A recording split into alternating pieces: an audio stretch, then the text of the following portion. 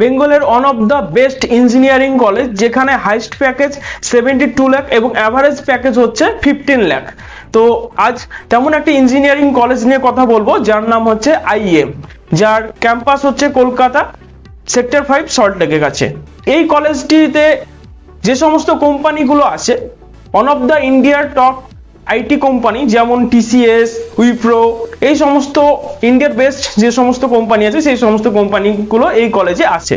এই college ন্যাকে grade আছে এবং এনআইআরএফ র্যাঙ্কিং আছে এবং এআইসিটিই অ্যাপ্রুভাল কলেজ। আজ আমি তোমাদের আইএম সল্টলেক ক্যাম্পাস এবং নিউটাউন ক্যাম্পাস নিয়ে কথা বলবো। কিভাবে তোমরা ডাইরেক্ট এখানে অ্যাডমিশন নিতে পারবে সেই বিষয়ে তোমাদেরকে কিন্তু বলবো।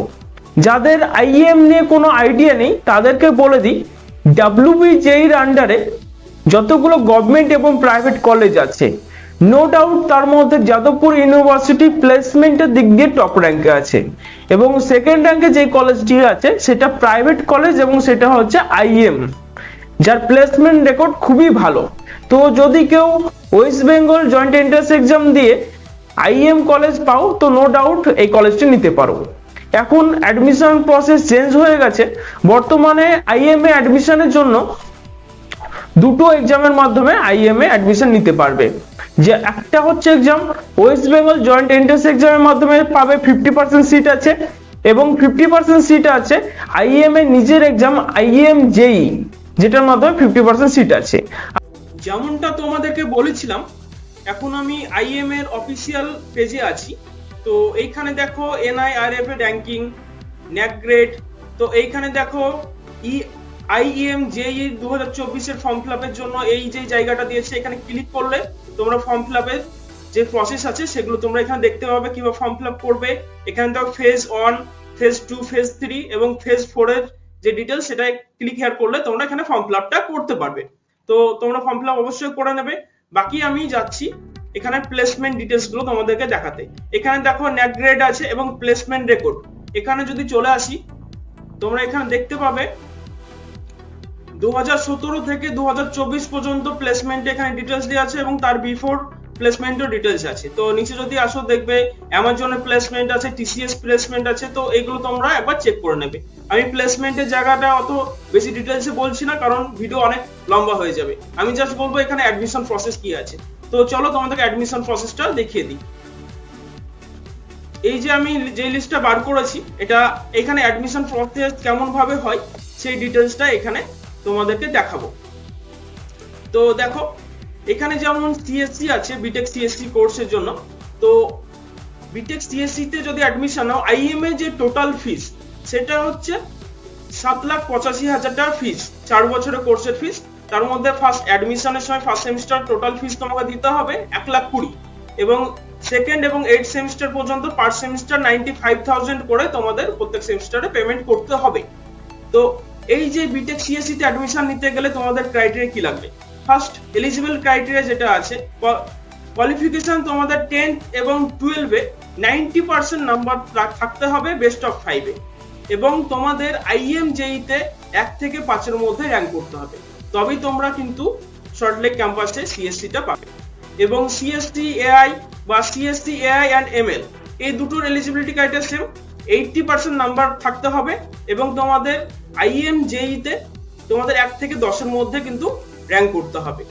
যদি তোমরা চাও সিএসসি আইওটি এবং সিএসসি আইওটি সিএসবিটি, এটাতেও তোমার 80% তোমাদের নাম্বার রাখতে হবে 10th এবং 12 এ এবং তোমাদের এখানে আইএম জেই তে র‍্যাঙ্ক রাখতে হবে 1 থেকে 20 এর মধ্যে, তবে তোমরা সিএসসি আইওটি বা সিএসসি আইওটি সিএসবিটি নিতে পারবে। ভিডিওটি সম্পূর্ণ দেখো, তাহলে তোমরা জানতে পারবে কিভাবে ডাইরেক্ট অ্যাডমিশন নিতে পারবে। যদি তোমাদের র‍্যাঙ্ক না হয় তাহলে কি করে ডাইরেক্ট অ্যাডমিশন নিতে পারবে সেই ডিটেইলসটা বলবো।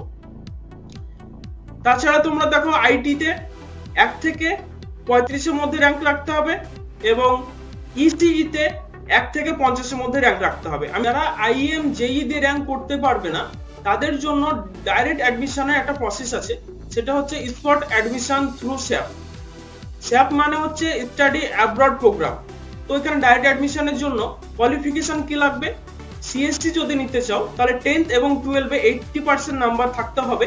তোমাদের যে ফিস সেই ফিজই থাকবে 7,85,000 তোমাদের ফিস থাকবে এবং তোমাদের এক্সট্রা পেমেন্ট করতে হবে 9 লাখ, সেটা হচ্ছে স্যাপ ফিস। এই 9 লাখ যে পেমেন্ট করবে এর জন্য তোমরা ইউরোপ ইন্টার্নশিপ পাবে। আর সঙ্গে তোমাদের বলি সিএসসি এআই বা অ্যান্ড এমএল যেটা আছে সেটার জন্য 80% নাম্বার থাকতে হবে এবং এখানেও 9 লাখ তোমাদেরকে স্যাপ ফিস দিতে হবে। এবং সিএসসি আইওটি বিসিটি সিএস এই কোর্সের জন্য 85% নাম্বার থাকতে হবে এবং এইখানে তোমাদের এক্সট্রা যে ফিস সেটা হচ্ছে 5 লাখ পেমেন্ট করতে হবে। যদি কারো এই ফিস অ্যাফোর্ডেবল মনে না হয়, কারো যদি মনে হয় যে এতটা বাজেট নেই, তারা আমাদের সঙ্গে যোগাযোগ করতে পারো। আমাদের বেশ কিছু সিট বুকিং করা থাকে এবং আমরা তোমাদের এই ফিজের থেকে কম ফিজে তোমাদেরকে অ্যাডমিশন করাতে পারবো। তো ডিসপ্লেতে দেওয়া নাম্বারে তোমরা কন্ট্যাক্ট করতে পারো। এবার আমি তোমাদের বলবো নিউটন ক্যাম্পাসের জন্য কি ক্রাইটেরিয়া আছে। সিএসসির জন্য তোমাদের 10th এবং 12 এ 80% নাম্বার থাকতে হবে। আইএমজেই তে বেস্ট অফ টপ র্যাঙ্ক 150 এর মধ্যে রাখতে হবে এবং 1 বছরের গ্যাপ থাকলে তোমরা অ্যাডমিশন নিতে পারবে। সিএসসি এআই অ্যান্ড এমএল এই কোর্সের জন্য 80% নাম্বার থাকতে হবে। আইএমজে তে টপ 200 র্যাঙ্ক রাখতে হবে এবং 1 বছর গ্যাপ থাকলেও এটা হবে। সিএসসি আইওটি বিসিটি সিএস এই কোর্সের জন্য 75% নাম্বার থাকতে হবে। আইএমজেই তে যে কোনো র্যাঙ্ক করো তোমাদের অ্যাডমিশন হয়ে যাবে এবং সিএসবিএস এই কোর্সের জন্য 75% র্যাঙ্ক এবং আইএমজেই তে যে কোনো র্যাঙ্ক করলেও কিন্তু অ্যাডমিশন হয়ে যাবে। তো এই যে ডিটেলস গুলো তোমরা আমাদের সঙ্গে যখন ডাইরেক্ট কন্ট্যাক্ট করবে, আমরা যখন তোমাদেরকে এই ডিটেলসটা আরো ভালোভাবে বোঝাবো তখন তোমাদের আরো ক্লিয়ার হবে। এবং এই যে পিডিএফটা আছে, পিডিএফ চার্টটা আছে, সেটা ডিটেলস নেওয়ার জন্য আমাদের সঙ্গে কন্ট্যাক্ট করো এবং ডাইরেক্ট অ্যাডমিশনের জন্য বা কলেজের যে কোনো ইনফরমেশনের জন্য আমাদের সঙ্গে তোমরা কন্ট্যাক্ট করতে পারো। ভিডিওটা এতটাই। ভিডিওটি ভালো লাগলে অবশ্যই লাইক শেয়ার কমেন্ট করবে।